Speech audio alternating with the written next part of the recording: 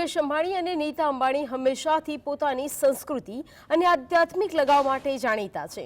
તે જ ભાવને આગળ ધપાવતા પરિવાર દ્વારા અનંત અંબાણી અને રાધિકા મર્ચન્ટના સુખદ ભવિષ્ય માટે ભગવાનના આશીર્વાદની કામના કરતા લગ્ન પહેલા શિવ શક્તિ પૂજાનું આયોજન કરાયું હતું।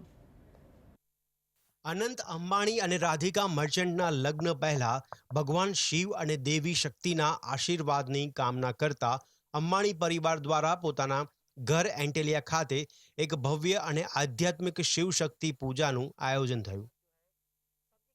શિવશક્તિ પૂજા એક મહત્વપૂર્ણ હિન્દુ અનુષ્ઠાન છે જે ભગવાન શિવ અને દેવી શક્તિને સમર્પિત છે।